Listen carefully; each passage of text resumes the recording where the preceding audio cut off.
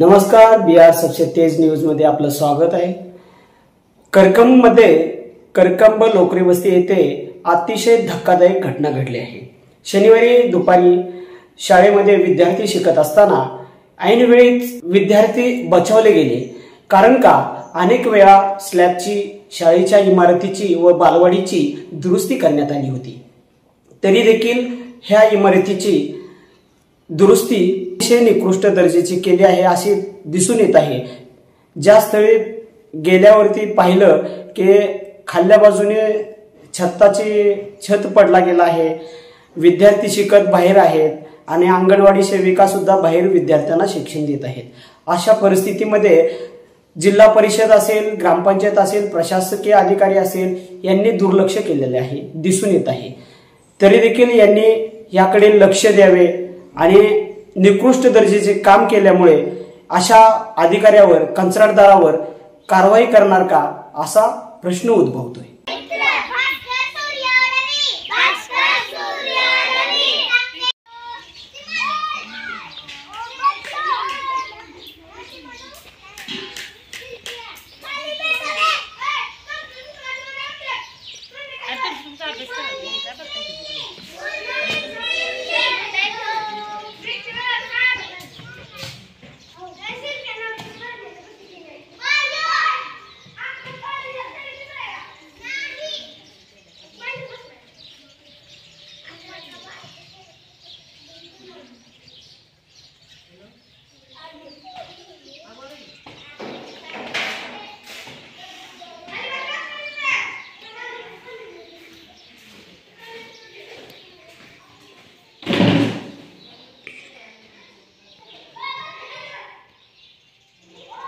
सुजाता सचिन शिंदे, मी अंगणवाडी केंद्र लोकरी वस्ती करकंब।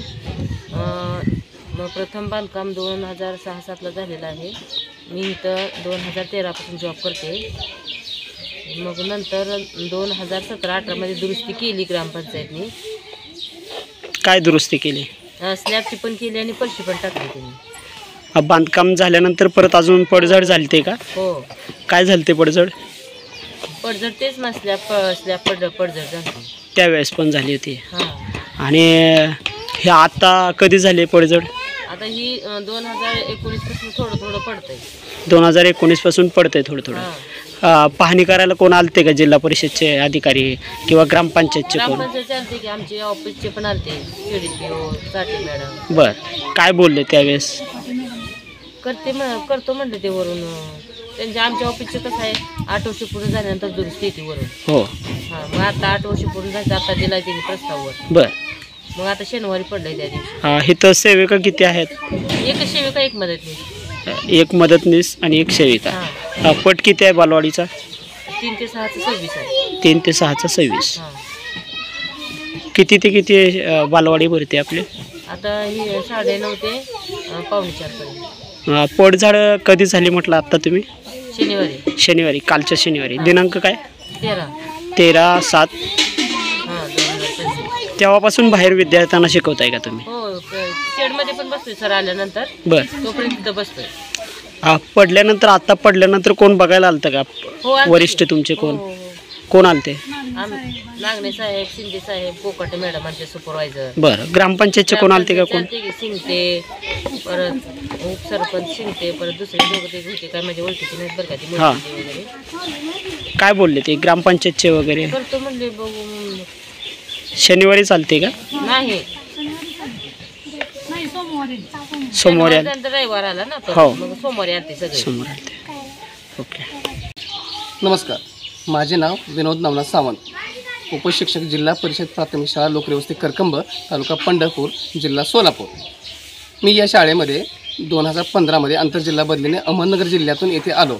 या शाळेची स्थापना मुळात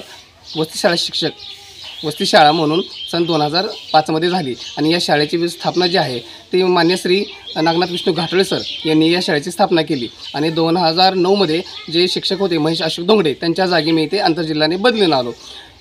इथे कार्यरत असताना 2015च्या पुढच्या गोष्टी सांगायच्या म्हणजे 2015-16 मध्ये आपण या शाळेसाठी प्रयत्न करून शाळा ISO करण्याचा प्रयत्न केला आणि या ISOला करकंब केंद्रामध्ये ISOला सुरुवात करण्यास त्यामध्ये मोलाचं योगदान आहे. मी आणि आमच्या घाटोळे सरांनी दोघांनी मिळून शाळा राज्यस्तरावर नेलेली आहे. आपल्या या शाळेचं रंगरूप बदललेलं पाहण्यासाठी पुण्याचे आयुक्त माननीय श्री चोकलिंगम साहेब, आपले सोलापूरचे तत्कालीन जिल्हाधिकारी माननीय श्री तुकाराम मुंडे साहेब, आपले तत्कालीन जिल्हा परिषदेचे मुख्य कार्यकारी अधिकारी माननीय श्री अरुण डोंगरे साहेब यांनी एकाच दिवशी व्हिजिट दिली. त्यानंतर आपल्या पंचायत समितीचे गट शिक्षण अधिकारी माननीय श्री सुलभा वठारे मॅडम, त्यानंतर ज्ञानप्रकाश घुगे साहेब, त्यानंतर नाळे साहेब आणि आता चालूमध्ये सध्या माननीय श्री लिगाडे साहेब यांनीसुद्धा शाळेला वेळोवेळी भेट देऊन शाळेचं कौतुक केलेलं आहे.